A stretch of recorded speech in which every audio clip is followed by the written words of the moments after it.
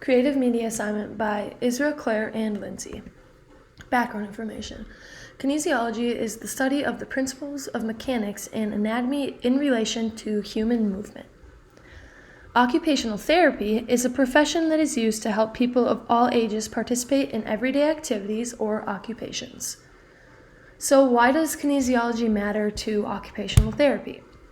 Kinesiology matters to OT because in order to diagnose or create a treatment plan for a client, it is important for occupational therapists to understand movement of the human body.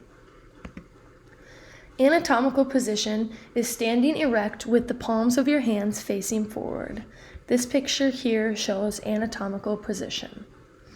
Axial. The axial skeleton is the skeleton's center. It includes the cranium, vertebral column, sternum, ribs, and hyoid bone. Here is an example of the axial skeleton, the red part of it. Appendicular. The appendicular skeleton is composed of the arms and legs, pelvic girdle, which is the hip, and the pectoral girdle, which is the scapula and clavicle. And this image here is showing the appendicular skeleton in the red. Horizontal transverse plane. The horizontal transverse plane divides the body into upper and lower parts. The terms superior and inferior refer to the transverse plane. Rotation also happens within this plane. This is an image of horizontal and the transverse plane. Frontal plane. The frontal plane divides the body into front and back portions. The terms anterior and posterior refer to the frontal plane. The actions of adduction and abduction also occur along this plane. This is an example of the frontal plane. And lastly, the sagittal plane. The sagittal plane divides the body into left and right halves. The terms medial and lateral refer to the sagittal plane. The actions of flexion and extension occur along this plane. This is an example of the sagittal plane. Next, we have the major axes of the body. Medial-lateral runs side to side throughout the body. Medial-lateral takes place in the sagittal plane. This image here is showing the medial-lateral axis. Next is the anter-posterior axis, a line or plane running from the front to the back of the body. This takes place in the frontal plane. Here's an example of anterior-posterior axis. And the last is the superior-inferior axis. Superior is above and inferior is below, and this takes place in the transverse plane.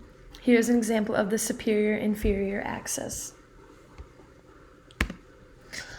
Oblique plane and oblique axis. The oblique plane is movements that occur in multiple planes. Any plane that is not horizontal or vertical, and obliques are odd angles. Here is showing an example of the oblique planes. Next is oblique axis, which is an axis that is not parallel or perpendicular. Here this image shows the oblique axis.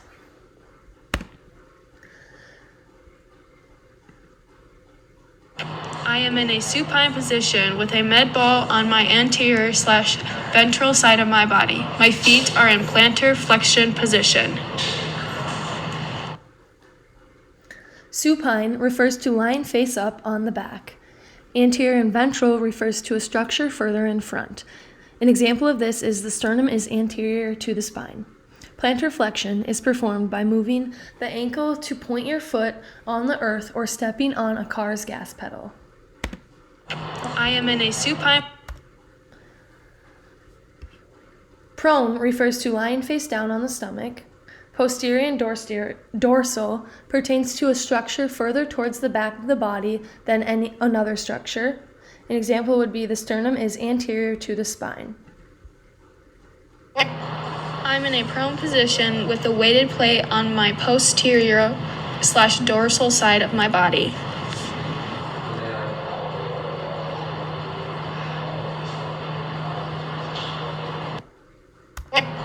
I'm in a prone position with the Adduction and abduction. Adduction is a joint that brings a limb medially toward the body's midline. adding to the body. This action happens along the frontal plane and pertains only to the appendages. Abduction moves the limb laterally away from the midline. Abduct or carry away. In this exercise, I am showing abduction and adduction of my arms. With abduction, I am bringing my arms away from my body, and with adduction, I am bringing them back towards my body.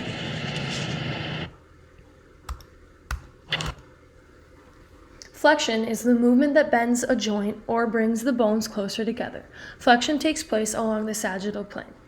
Extension is the movement that straightens or opens a joint in an anatomical position. Most joints are extended. Proximal refers to the structure further away from the trunk of the midline, the body's midline. Distal designates a structure closer to the trunk, and it is only used when referring to the arms and legs. Example, the ankle is distal to the knee.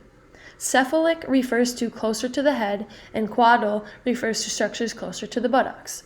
An example would be used when referring to a structure on the trunk. The umbilicus is caudal to the clavicles, and the clavicles are cephalic to the umbilicus.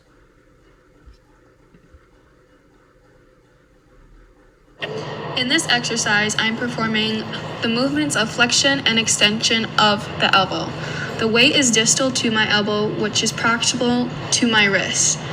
I am also performing this exercise in the cephalic and caudal position of my body. Superior and inferior. Superior refers to a structure closer to the head. Inferior refers to a structure closer to the feet. Example of this would be the shoulders are superior to the knee. The weight in this exercise moves superiorly and inferiorly up and down my body.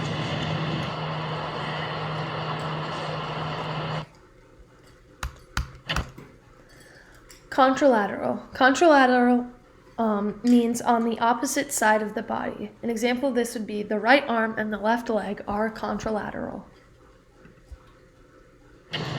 I am moving my right hand and left leg in opposite directions, which is contralateral.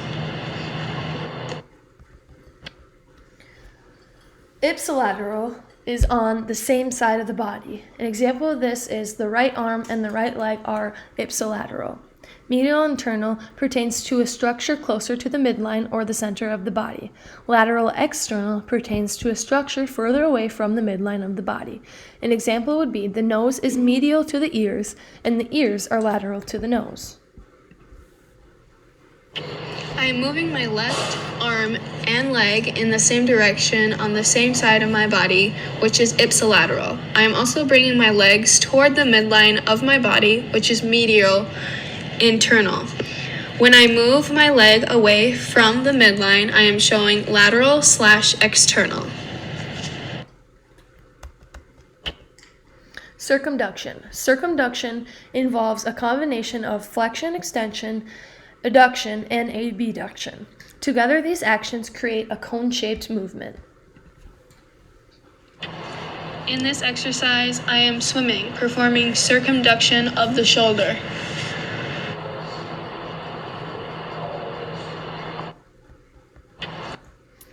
Internal-external rotation. Internal rotation, which is medial, the limb turns in toward the midline.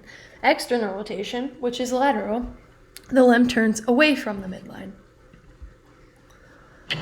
This exercise, I am performing internal/medial rotation and external/lateral rotation.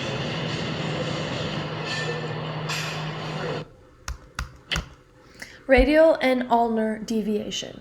Deviation is to wander from the usual course. Radial deviation is the movement of the bending of the wrist to the thumb or radial bone side, aka radial flexion. Ulnar deviation occurs when your knuckle bones, metacarpal phalangeal joints, become swollen and cause your fingers to bend abnormally toward your little finger, aka ulnar drift. I am first showing radial deviation and then ulnar deviation.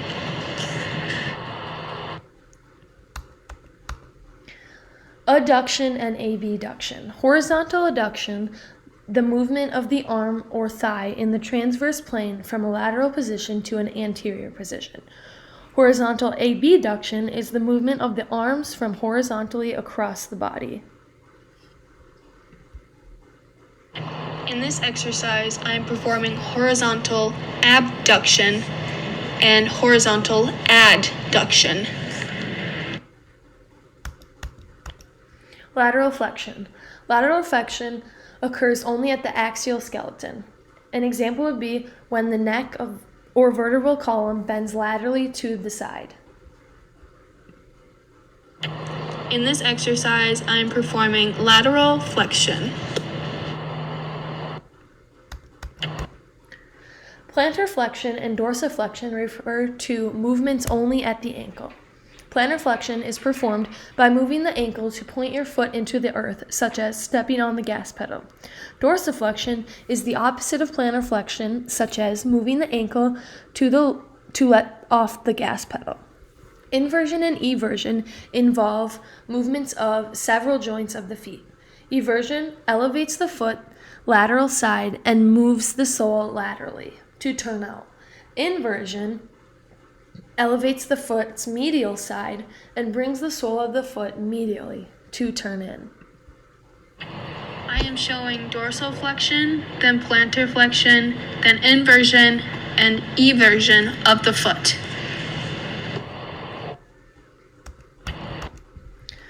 Supination and pronation. Supination of the forearm occurs when a radius and ulna lie parallel to one another. Pronation of the forearm takes place when the radius crosses over the ulna, turning the palm down. This movement also occurs at the feet. In this exercise, I am performing supination and pronation.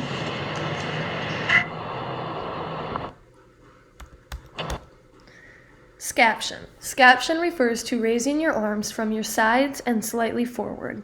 The arms move through the scaption plane with the thumbs on top. In this exercise, I am now performing scaption.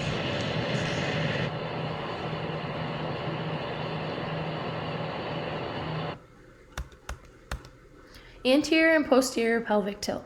Anterior pelvic tilt is the hip and pubic bones tilts or rotates forward. This occurs due to a muscle imbalance in the lower half of the body. A combination of weak and tight muscles pulls the pelvis forward. Posterior pelvic tilt is a movement in which the front of the pelvis rises and the back of the pelvis drops, while the pelvis rotates upwards. I start off this exercise with the movement of anterior pelvic tilt, and then after I bring the dumbbell back up, I perform posterior pelvic tilt. Protraction and retraction. Protraction is to protrude, and this occurs when one structure moves anteriorly. This could happen in the scapula, clavicle, head, and jaw. Retraction, or to retreat, pertains to the movement of the structures listed above to move posteriorly. This image here shows protrusion, and this image here is showing retraction. Superficial and deep. Superficial describes a structure closer to the surface of the body. Deep describes a structure deeper in the body. An example would be the pectoralis major muscle is superficial to the ribs. The ribs are deep to the pectoralis major muscle. In this image, it is showing deep and superficial.